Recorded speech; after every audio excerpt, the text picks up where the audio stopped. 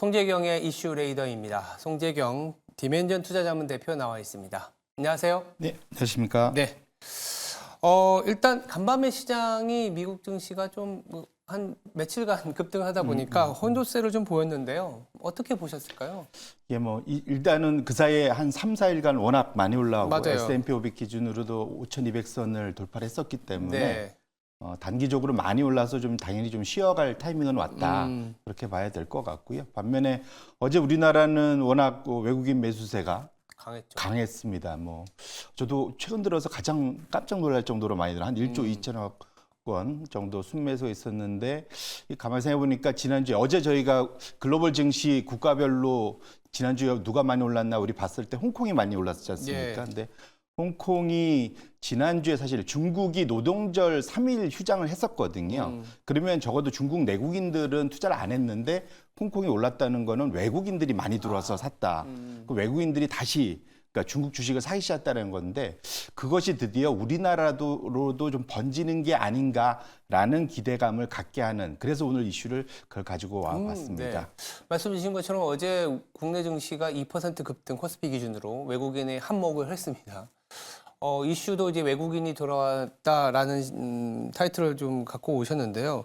그럼 이런 이제 외국인 투자 흐름에 우리가 어떤 변화들이 있는지 좀 캐치를 해봐야 될 것 같은데 어떤 흐름이 있었을까요? 그 외국인 특히 이제 기관 투자자들, 글로벌 그 소위 펀드 매니저들한테 항상 이제 설문하는 게 뱅크 오브 아메리카죠. 그렇죠. 가장 최근 자료가 기사에 나와서 제가 이제 한번 가져와 봤는데 아시아권에서 그러니까 일본, 대만, 인도네시아, 인도, 중국, 한국 이런 주요국들 사이에서 얼마나 투자를 더 많이 하고 덜하고 하는 것을 이제 설문을 했는데 보통 이제 벤치마크 비중이라는 게 있습니다. 네. 이 나라는 이 정도를 투자하는 게 적정해. 그게 이제 중간, 중립 그렇죠. 비중이고요.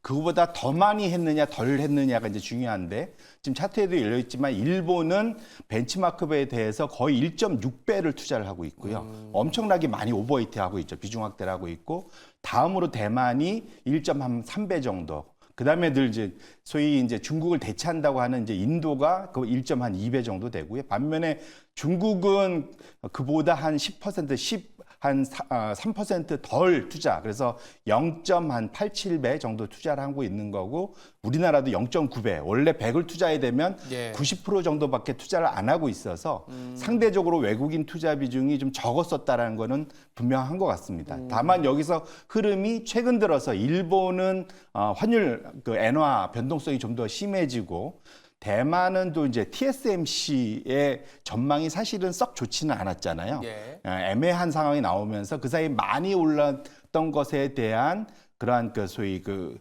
이익 실현 이런 것들이 그 사이 덜 오른 나라로의 그러한 전환 이런 것들이 본격적으로 서서히 5월달 들어서는 이루어지는 것 아니냐라는 기대감을 갖게 하는 그런 상황이다 이렇게 말씀을 드립니다. 그동안에 일본과 대만 중심으로 외국인들이 이제 아시아 시장에 수급이 조금 편중이 됐었다면 최근에는 중국, 홍콩 시장에서도 최근에 이제 급등을 했었던 부분들 그리고 한국으로의 비중도 조금은 이동하는 모습이 포착이 되고 있다. 수익률도 그에 따라서 조금씩은 변해가고 있는데 이제 국가별로 이렇게 말씀 주신 것처럼 일본과 대만에 편중되어 있던 부분들이 이렇게 조금 아니면 좀 약간 뭐랄까요 분배가 되는 느낌인데 그동안에 그러면 업종별로도 어떤 흐름이 있었는지 좀 챙겨봐야 될 것 같거든요. 맞습니다.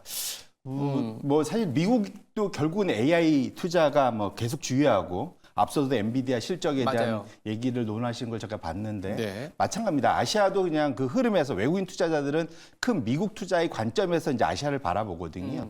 그러다 보니까 아무래도 AI과 관련된 그 업종에 대한 투자가 압도적으로 높았고요. 그래서 그 비중으로 보면 이제 AI 관련된 칩 투자로 이제 반도체 부분, 관련된 비중이 한 1.6배 정도 많이 벤치마크 대비 많이 투자를 하고 있고요. 두 번째로 관련된 이제 IT 하드웨어 쪽도 1.4배 정도 투자.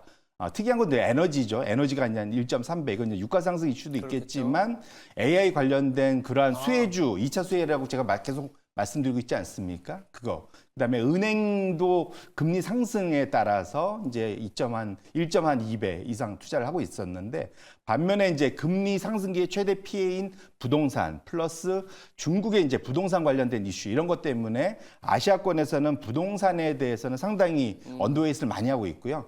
그러니까 한 70% 정도밖에 투자를 안 하고 있는 100 대비. 그다음에 이제 헬스케어를 언더웨이트 하고 있는. 그래서 전반적으로는 AI와 관련된 것에 쏠림 현상이 상당히 심하다. 결국은 앞서 우리가 나라하고 연결해 보면 네. 많이 올랐던 일본과 그 대만 또 그쪽이 주로 이제 소위 AI 칩 플렉시 인베스팅이라고 해갖고 AI와 관련된 그런 대리 투자 대상으로 그 나라의 반도체 그다음에 IT 업종 위주로 쏠림 현상이 심했는데 이것이 이제 서서히 다른 쪽으로 균형을 잡히는 그런 포트폴리오로 넘어오고 있다는 점에서 상당히 이제 저는 긍정적인 그런 로테이션이 되지 않을까 이렇게 생각을 해보고 있습니다.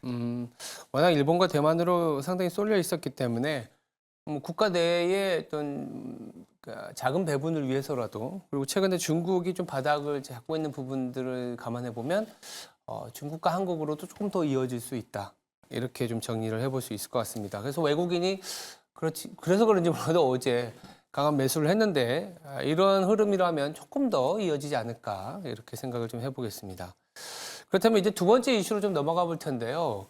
이런 외국인의 흐름을 좀 좌지우지하는 부분들은 말씀 주신 것처럼 AI라든지 이런 프락시적인 개념도 있지만 자산 배분 상황에서 미국의 경제 상황 내지는 미국의 긴축이나 여러 가지 스탠스에 따라서 많이 변하거든요. 달러와도 여러 가지 봐야겠지만 그래서 두 번째 이슈는 이제 미국의 경제 상황 그리고 물가 지표에 대한 얘기를 좀 가져오셨어요.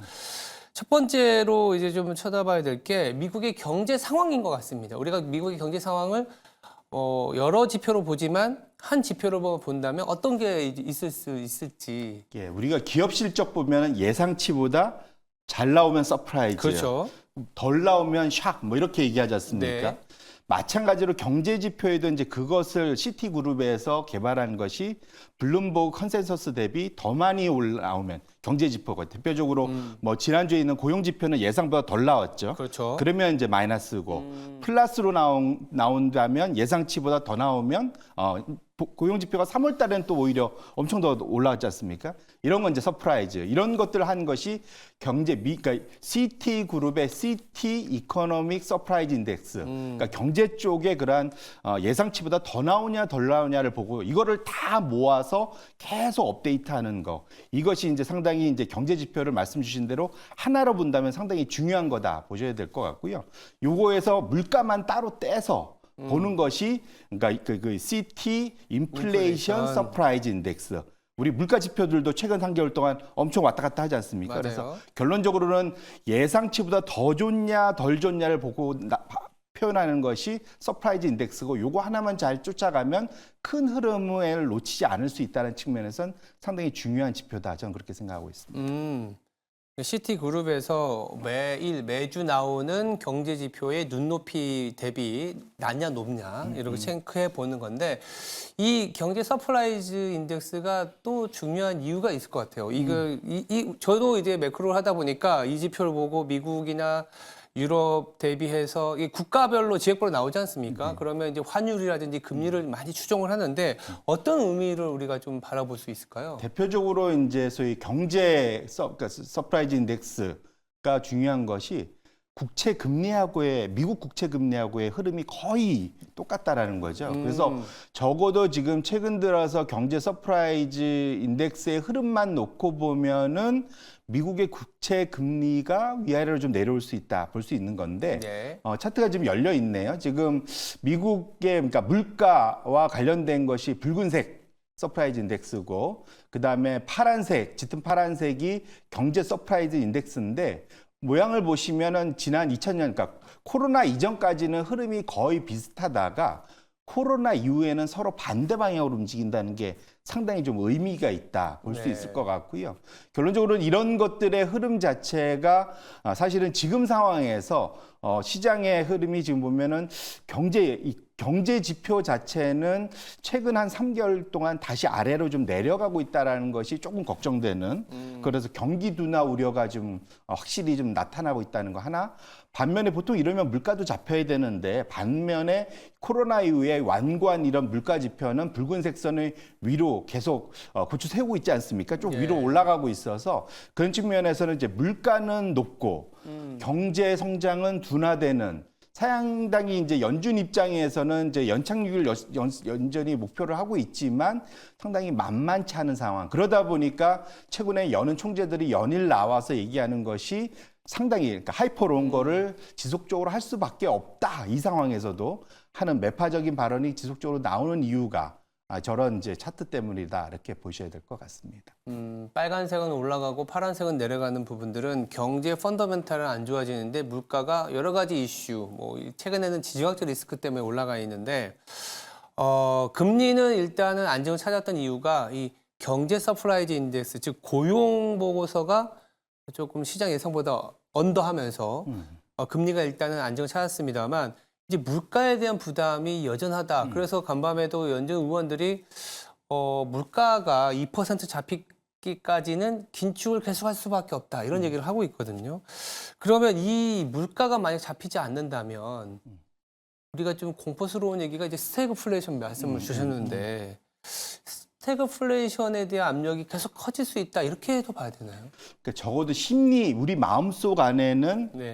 그것에 대한 스태그플레이션, 입에 올리기도 사실 걱정스러운 거죠. 그렇죠. 이게 1970년대에 나타났던, 그래서 그 당시에 신조어로 만들어졌던 것이 스태그플레이션, 즉 스태그네이션, 경기 침체와 인플레이션. 보통 침체가 오면 물가도 죽어야 되는데 침체가 왔는데 물가는 높아지는, 그래서 두 개를 합쳐서 스태그플레이션이란 말이 만들어졌지 않습니까? 이것이 이제 그런 이제 약간 망령 같은 것이 최근 들어서 자꾸 이제 언급이 되고 있는데요. 이게서 2022년 초 그때부터 이제 다시 얘기가 많이 나왔죠. 대표적으로 지금 차트가 열려 있는데 블룸버그 기사들 중에 스태그플레이션이 언급된 기사량이 얼만큼 늘었는지 그러니까 뭔가 논리가 되고 얘기가 나오니까 이제 그 기사들이 나온 거지 않겠습니까? 그걸 보면 2022년 그러니까 소위 러시아 우크라이나 전쟁이 발발하고 유가가 120불까지 갔을 때 그때 한번 이제 엄청난 스태그플레이션에 관련된 뉴스가 한번 크게 올랐었고요. 네. 그리고 2022년에 물가가 이제 본격적으로 우상향하다가 여름께쯤에 한 9%를 찍지 않았습니까? CPI가. 그때도 이제 두 번째로 스태그플레이션 뉴스가 많았고요. 한동안 이제 상당히 이제 소위 미국이 골디락스로 가면서 안정화됐다가 최근 한두 달 사이에 급등을 다시 하고 있는데 GDP가 예상보다 덜 나왔죠. 한 2.5 생각했었는데 1.6% 나왔지 않습니까? 1분기가. 그것이 첫 번째. 두 번째로는 지금 3개월, 4개월 연속 지금 물가가 예상치보다 더 높게 아까 저희가 앞에서 봤던 인플레이션 서프라이즈 인덱스가 우상향하고 있는 모습. 그것 때문에 두 개가 엮여서 지금 스태그플레이션과 관련된 뉴스가 다시 집중적으로 나오고 있다 이렇게 보시면 될 것 같습니다. 일단 이런 스태그플레이션 압력에 대한 우려들이 좀 잠잠해지려면 아무래도 물가 수준이 좀 낮아져야 될 것 같고 그러다 보니까 다음 주에 당장 4월 CPI가 나오는데 이런 약간 스태그플레이션에 대한 고민이 있고 물가 지표를 앞둔 상황에서 어떤 투자 접근이 필요할지까지 좀 부탁드립니다. 말씀 주신 대로 지금 상황에서 미국의 소비 둔화 가능성에서 좀 열어두실 필요는 좀 있을 것 같고요. 왜냐하면 어제 사실은 미국 연준에서 분기마다 발표하는 소위 은행들의 그 고위 대출자 예. 그 담당 임원들에 대한 서베이가 있었는데 확실히 지금 미국 소비자들의 대출 수요가 꺾이는 모습들이 좀 나타나고 있습니다. 결론적으로는 지금 미국의 그 초과 저축이 거의 이제 제로까지 와 있는 상태에서 소비자 대출 수요까지 꺾이는 모습은 빠르게 소비가 둔화될 수 있는 걱정이 있거든요. 이러면 이것만 놓고 보면 사실은 걱정이 되는데 앞서 우리가 지금 그 포트폴리오 큰 차원에서 큰 흐름에서는 아시아권에서만 지금 자금 흐름의 변동에 대해서 우리가 얘기했지만 큰 흐름에서는 미국에서의 자금이 사실은 이런 그 신흥국 아시아권으로 빠져나와야 본격적인 우리나라에서 이제 그런 외국인 순매수가 늘 수 있을 거거든요. 그렇죠. 그래서 이것은 병주고 약주가 다 됩니다. 그래서 단기간에는 소비자 둔화 이슈가 나오면 시장이 출렁일 수 있지만 네. 긴 장기적인 안목에서 보면 미국의 약화, 그것은 약달러를 얘기하고 그런 것이 아시아를 포함한 우리나라의 외국인 유입을 본격화로 돌릴 수 있는 측면에서는 긍정적인 신호이기 때문에 양쪽 꼭 걱정도 되지만 기대도 가지고 이러한 뉴스를 볼 필요가 있겠다 이렇게 말씀을 드립니다. 일단 스태그플레이션에 대한 압력 때문에 이제 소비자들의 둔화가 되는 부분들을 단기적으로는 조금 변동성이지만 장기적으로는 미국에만 몰려 있었던 자금들이 이머징으로 또 올 수 있는 기회가 된다. 이렇게 정리해 보겠습니다.